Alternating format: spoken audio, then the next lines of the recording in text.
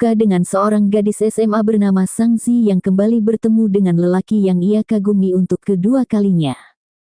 Pertemuan itu membuatnya flashback awal pertemuan mereka, yaitu ketika Sang Zi masih SMP. Dulu ketika Sang Zi berumur 14 tahun, ia harus mendapat masalah karena tidak fokus belajar. Guru matematikanya menyuruh Sang Zi untuk memanggil orang tuanya ke sekolah. Sang Zi berniat meminta bantuan kakak laki-lakinya yang bernama Sang Yan untuk menggantikan datang ke sekolah. Tapi kakak laki-lakinya menolak. Dan ketika sampai di rumah, ibunya memberitahu bahwa kakak laki-lakinya telah pulang dari kampus. Sang Zi yang mendengar itu merasa senang dan langsung naik ke lantai 2 untuk membujuk kakaknya lagi. Namun, justru yang ia temui adalah teman sekamar kakak laki-lakinya yang bernama Duan Jiaksu. Awal pertemuan mereka inilah yang membuat Sang Zi terpesona. Sang Zi kembali ke tujuan awal untuk membujuk kakaknya, namun sang kakak tetap tidak mau datang ke sekolah menggantikan orang tuanya. Akhirnya Sang Zi meminta teman kakaknya untuk pura-pura menjadi kakak kandungnya dan datang ke sekolah. Namun Duan Jiaksu juga menolaknya karena ia tidak punya waktu. Duan Jiaksu hanya mengatakan bertemu dengannya lain kali. Sin kembali ke masa SMA. Kakak laki-lakinya akan berpindah ke kampus utama. Ia mengatakan bahwa akan meminjam mobil ayahnya karena harus segera berpindah asrama. Mengetahui kampus utama Sang Yan dan SMA Sang Zi berdekatan. Ayah meminta Sang Yang sekalian mengantar Sang Zi. Awalnya mereka menolak. Namun ketika Sang Yan mengatakan bahwa sore ini dia harus membantu teman sekamarnya pindahan juga, Sang Zi langsung bersemangat untuk ikut. Karena ia berharap akan bertemu Duan Jiaksu, teman lelaki kakaknya dulu. Scan beralih, ketika Sang Zi di mobil ayahnya, ia melihat ada buku bernama Duan, dan seketika itu seorang laki-laki datang dari arah belakang. Pertemuan mereka untuk kedua kalinya kembali terjadi. Itu membuat Sang Zi salah tingkah. Duan Jiaksu melihat Sang Zi memegangi boneka rubahnya terus akhirnya memberikannya. Itu membuat Sang Zi semakin salah tingkah. Namun cerobohnya ketika dia memasukkan boneka rubah itu di tasnya, Sang Zi meninggalkan buka tugasnya di meja Duan Jiaksu. Mengetahui itu, Duan Jiaksu menelepon Sang Zi untuk menemuinya besok jam 6 pagi. Saat menunggu Sang Zi kembali teringat masa SMP-nya di mana Duan Jiaksu mau berpura-pura menjadi kakak kandungnya dan datang ke sekolah. Sang Zi awalnya takut Duan Jiaksu tidak akan datang. Tapi ternyata Duan Jiaksu datang membawakan Sang Zi susu dan membelikannya sarapan. Meskipun Sang Zi alergi susu tapi ia tetap membawanya. Sementara di sekolah ada seorang laki-laki bernama Fu Fengchu yang selalu mengejar Sang Zi sejak ia SMP. Tapi Sang Zi selalu mengabaikannya. Scan beralih. Setelah pulang sekolah ibu dan ayah mengajak Sang Zi untuk ikut ke acara pernikahan teman ibunya, namun Sang Zi menolaknya. Akhirnya ibu Sang Zi menyuruh Sang Yan menjaga adiknya selama mereka pergi. Saat ditelepon, Sang Zi mendengar bahwa kakaknya akan pergi amakan bersama temannya. Mendengar itu Sang Zi ingin ikut, berharap teman yang diajak adalah Duan Jiaksu, tapi ternyata yang diajak adalah Qian Fei. Sepanjang jalan Sang Zi merasa sangat bosan. Sampai di jalan kakaknya berhenti dan ternyata menjemput Duan Jiaksu. Melihat itu Sang Zi merasa sangat senang, tapi dia hanya diam karena malu. Ia hanya bisa melihat Duan Jiaksu lewat spion mobil. Saat sudah sampai tempat makan, Sang Zi mengatakan bahwa perutnya sakit dan ingin ke toilet. Tapi Sang Yang mengatakan bahwa Sang Zi harus turun karena di tempat itu tidak boleh parkir sembarangan. Saat turun Duan Jiaksu mengetahui bahwa Sang Zi pucat, ternyata dia sedang haid. Melihat itu Duan Jiaksu berjalan di belakang Sang Zi untuk menutupinya. Saat di kaca Sang Zi baru menyadari bahwa dia bocor. Di sisi lain, Duan Jiaksu menelpon Sang Yan untuk menemuinya di depan swalayan karena ia tidak tahu pembalut mana yang harus dibeli. Setelah membeli pembalut dan rok, Sang Yan menyuruh seseorang memberikannya pada Sang Zi. Saat keluar Sang Zi berpikir bahwa dia akan sangat malu saat bertemu Duan Jiaksu. Namun, saat makan-makan mereka tidak membahas itu sama sekali. Dan ketika Sang Zi akan makan, Karena Duan Jiaxu mengetahui Sang Zi alergi daging dan kambing, Duan Jiaxu memisahkan daging itu terlebih dahulu. Ketika akan pulang, teman kakaknya yaitu Qian Fei mengajaknya menangkap boneka. Melihat Sang Zi tidak bisa, Duan Jiaxu sigap datang membantu dan mendapat satu boneka beruang untuk Sang Zi. Scan beralih, sepulang sekolah Sang Zi diajak temannya untuk makan. Dan kebetulannya tempat mereka makan adalah tempat paruh waktu Duan Jiaxu. Di sana Sang Zi terus mengintip Duan Jiaxu diam-diam. Saat akan membayar, Duan Jiaxu tidak mau menerimanya dan akan mentraktir Sang Zi. Sampai saat pemilik toko datang, pemilik toko mengatakan bahwa untuk bulan ini dia baru bisa membayar Duan Jiaxu setengah gaji. Mendengar itu Sang Zi merasa bahwa Duan Jiaxu sedang kekurangan uang dan akhirnya tetap membayar makanan yang mereka makan. Setelah itu Sang Zi dan teman-temannya berkumpul untuk merayakan ulang tahun Fu Fengchu. Di sana Fu Fengchu akan menyatakan perasaannya, tapi Sang Zi memilih pergi lebih awal. Melihat Sang Zi pergi, Fu Fengchu lari mengejarnya. Di sana Zhenru, teman dekat Sang Zi, mulai menyadari bahwa Fu Fengchu menyukai Sang Zi. Di luar, Fu Fengchu menjelaskan pada Sang Zi bahwa selama ini dia belajar keras untuk satu sekolah dengannya karena dia menyukai Sang Zi. Tapi Sang Zi tetap mengelaknya. Hal itu membuat Fu Fengchu menangis. Saat mereka berdebat, Duan Jiaxu datang dan menasihati Sang Zi.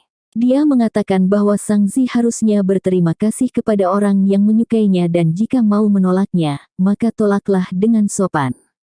Selain itu, Duan Jiaxu juga mengembalikan lagi uang Sang Zi.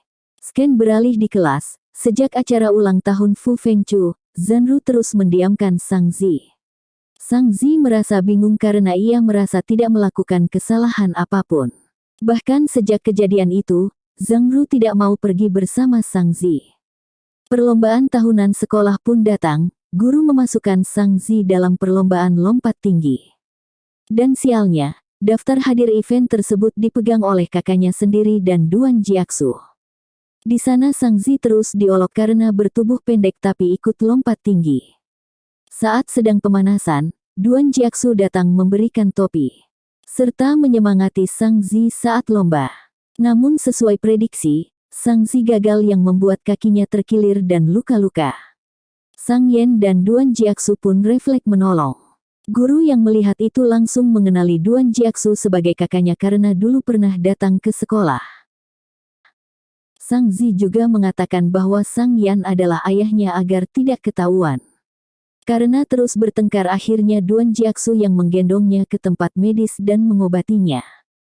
Namun saat ia akan kembali, dia melihat Duan Jiaxu menolong murid lain juga. Ia menjadi berpikir bahwa Duan Jiaxu sangat baik. Namun, sepertinya dia baik pada semua orang. Dia merasa bahwa dia bukanlah orang yang paling istimewa. Setelah pulang sekolah, Zhenru meminta bantuan Sang Zi untuk ditemani pergi ke toko peralatan, tapi ternyata Zhenru mengajaknya ke warnet. Sementara di luar sekolah, Duan Jiaxu yang akan menjemput merasa khawatir karena Sang Zi belum juga keluar. Di gang sempit ketika Sang Zi mengejar Zhenru, ternyata dia sedang dibuli segerombolan wanita memalak minta uang. Zhenru berkata dia tidak punya uang, namun Sang Zi punya. Mendengar itu mereka langsung menarik dan mendorong Sang Zi. Selain itu, mereka juga mengobrak-abrik tas Sang Zi dan mengambil uangnya.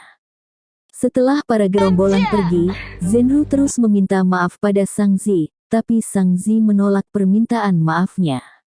Dan saat dia kembali akhirnya Duan Jiaxu datang menyelamatkannya. Kemudian ia menceritakan semua yang terjadi. Akhirnya mereka pulang bersepeda bersama. Setelah sampai rumah, Duan Jiaxu memberinya uang karena uang Sang Zi sudah dirampas. Di kamar Sang Zi sangat senang, dalam selembar kertas dia menuliskan bahwa ia mulai menyukai Duan Jiaxu. Di keesokan paginya, karena kejadian itu, Sang Yan dan teman-temannya termasuk Duan Jiaxu mendatangi gerombolan anak yang telah merampas uang adiknya. Mereka menakut-nakuti gerombolan itu, dan mengancam tidak akan melepaskannya jika berani menyentuh Sang Zi lagi. Setelah kejadian yang terjadi pada Sang Zi dan Zhenru, Zhenru memilih untuk pindah sekolah. Namun saat akan keluar, Zhenru memberi surat yang berisi permintaan maafnya. Hari demi hari berlalu, hingga waktu ujian tiba. Karena nilai fisika Sang Zi yang rendah, ayah dan ibu menyuruh Sang Yan mengajari Sang Zi. Namun bukannya mengajari, mereka malah bertengkar. Akhirnya ibu Sang Zi menjadikan Duan Jiaksu guru les privat Sang Zi. Sang Zi selalu berusaha memotret Duan Jiaksu secara diam-diam, tapi akhirnya ketahuan. Karena belajar bersama orang yang disukai, membuat Sang Zi selalu bersemangat saat belajar. Sang Zi sering melihat Duan Jiaksu saat tertidur karena kelelahan, lalu ia akan menggambarnya tanpa sepengetahuan Duan Jiaksu. Sang Zi juga berjanji akan belajar dengan baik. Hingga di suatu hari, Sang Zi, kakaknya dan Duan Jiaksu pergi ke Museum Sains. Saat pulang Sang Zi baru menyadari buku hariannya tertinggal. Dan pada pagi harinya kakaknya memberikannya. Ia mengatakan bahwa Duan Jiaksu yang memberikannya. Sang Zi berharap Duan Jiaksu tidak melihat isi bukunya. Hari demi hari berlalu, Sang Zi berusaha keras untuk belajar. Usaha tidak mengkhianati hasil. Setelah sekian lama belajar, Sang Zi berkembang semakin pesat. Scene beralih hingga malam tahun baru tiba. Sang Zi dan keluarganya makan bersama untuk merayakannya. Di sisi lain, Duan Jiaksu mendapat panggilan telepon yang mengatakan ayahnya infeksi paru-paru ayahnya semakin parah dan ia harus datang untuk mengurus administrasi. Namun, ia berkata pada kakak Sang Zi bahwa ia pulang untuk mengurus wisuda. Ketika di rumah, seorang wanita bernama Jiang Ying mendatangi Duan Jiaksu untuk membantu pengobatan ayahnya serta membantu biaya wisuda. Tapi Duan Jiaksu menolaknya. Scene beralih, hingga hari wisuda pun tiba. Sang Zi datang dan memberikan Duan Jiaksu bunga. Awalnya ia juga ingin memberikan Duan Jiaksu kado berupa dasi, namun selalu gagal. Scan beralih, untuk merayakan wisuda, Duan Jiaksu dan teman-temannya minum di bar. Di sana Jiang Ying berusaha menghubungi Duan Jiaksu, tapi ia tidak menanggapinya. Ketika sudah larut Sang Yan mabuk berat, akhirnya Duan Jiaksu mengantarkannya. Karena sudah terlalu larut, ibu dan ayah Sang Zi menyuruhnya tidur di rumahnya saja. Saat akan mengambil minum, Sang Zi melihat Duan Jiaksu terlihat murung sendirian. Di sana Duan Jiaksu bercerita bahwa kini ia sedang dikejar kreditor, dan dengan polosnya Sang Zi mengatakan bahwa ketika ia sudah dewasa dan bisa menghasilkan uang, ia akan membantu Duan Jiaksu. Namun, Duan Jiaksu mengatakan bahwa semua akan baik-baik saja, Sang Zi tidak perlu mengkhawatirkannya. Dan sejak saat itu Sang Zi bertekad untuk bisa menghasilkan uang sendiri. Dan di pagi harinya Duan Jiaksu harus kembali lagi ke rumahnya. Hari demi hari berlalu, ujian demi ujian telah Sang Zi lewati. Semakin hari nilainya semakin bagus. Hingga di suatu hari, saat Sang Zi turun kamar ia mendengar percakapan kakaknya dengan temannya.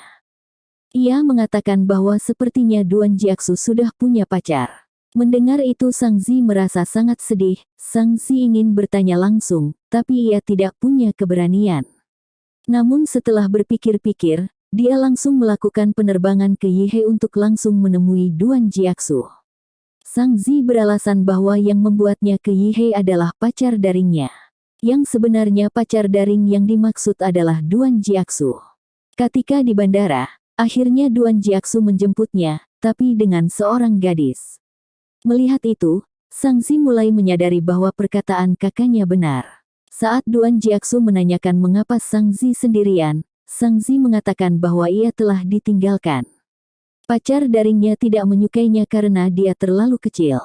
Saat akan kembali pulang, Sang Zi ke toilet dulu, di sana ia menangis tersendu-sendu. Dari kejauhan, ia melihat Duan Jiaksu mengobrol dengan teman wanitanya. Itu membuat Sang Zi semakin sakit menyadari bahwa cintanya bertepuk sebelah tangan. Saat menunggu pesawat pulang, Sang Zi makan dulu. Dan di sana Sang Zi memberanikan diri untuk memberikan hadiah wisuda yang dulu belum sempat ia berikan. Karena Duan Jiaksu yang membelikan tiket pesawat dan tidak mau diganti. Saat Duan Jiaksu pergi menelepon, Sang Zi diam-diam menaruh uang tiketnya di dompet Duan Jiaksu. Ketika Sang Zi akan terbang, ia memberikan Duan Jiaksu boneka beruang yang dulu pernah diberikan untuknya. Singkat cerita, Akhirnya Sang Zi sampai di bandara, dan kakaknya menjemputnya. Mendengar perkataan kakaknya, Sang Zi kembali bersedih dan menangis. Saat sampai di rumah, semua anggota keluarga sepakat untuk tidak membahas permasalahan ini. Di kamar, Sang Zi menyimpan semua barang pemberian Duan Jiaxu dan berjanji pada dirinya sendiri untuk semangat belajar dan kuliah di Universitas Yihan. Waktu demi waktu berlalu, kini Sang Zi sudah semakin dewasa. Kini ia sudah lulus dan berhasil masuk Universitas Yihai Fakultas Multimedia. Dan saat perayaan ulang tahun temannya, Sang Zi tidak sengaja bertemu Duan Jiaxu yang sedang melakukan perayaan kantornya.